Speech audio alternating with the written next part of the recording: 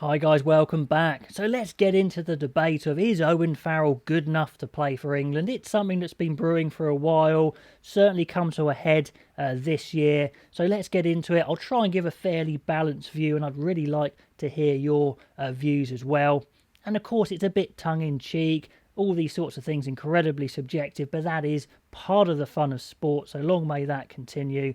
But here we go. I mean, I think we need to go back a bit, talk about Farrell's beginnings, and he was the youngest player ever to play English professional rugby, literally just turned 17.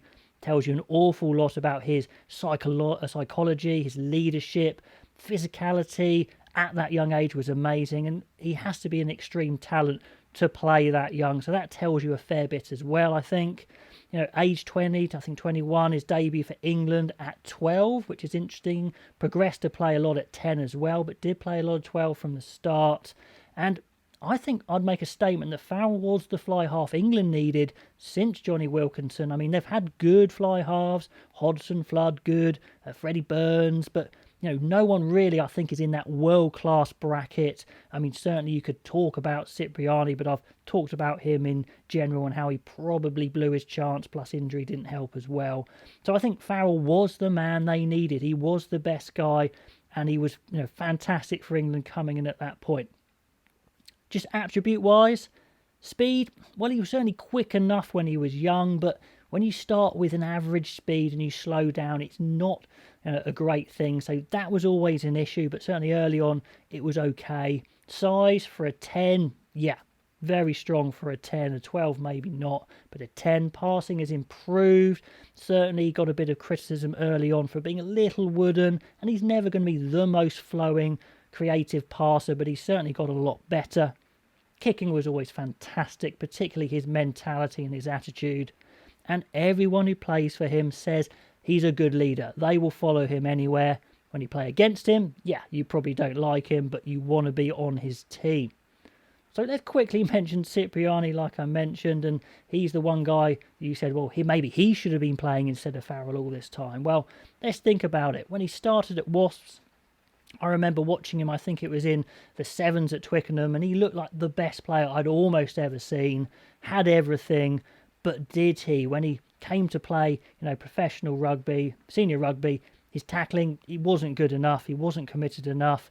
Maybe his high self-opinion held him back. Then he had his leg break, which didn't help as well. He went to Australia, watched him there, his tackling was very poor. Then he came back to Sale, and then finally his tackling was fixed. Maybe Steve Diamond got hold of him, I don't know, but he decided to tackle, and goodness me, it made a difference, but maybe his best days were slightly behind him even at that point.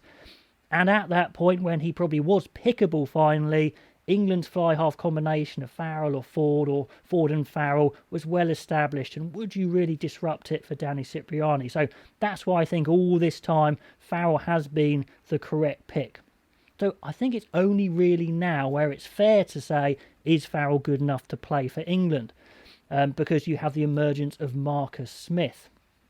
And let's talk about inside centre. Could he play inside centre? Well, yes, he could, and it's largely due to a lack of inside centres for England. So again, he's the man that's been needed. Would you pick him at 12 when you were comparing all the good 12s around the world? No, probably not, but England needed him. Plus, him and Ford are on the same wavelength. We know they get on ever since they were young. And it's not his fault they haven't been class 12s.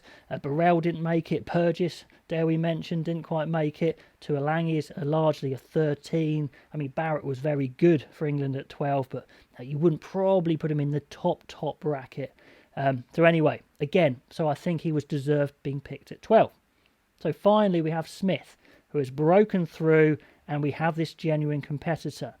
And I think this year we can finally say that Smith is the all-round better 10 in every aspect pretty much. Maybe not the big tackling, but certainly everything else. So I think now is the one time I would say, no, Farrell probably isn't good enough to start for England, but I still would probably have him in and around the squad. He would be excellent cover, plus jump in at a moment's notice with all his experience. So anyway, guys, that's my take on the Farrell situation. Love to know your take if you think it's a bit more black and white, or if you think he still should be starting for England either at 10 or 12. Anyway, guys, pop those comments below, and I will catch you next time.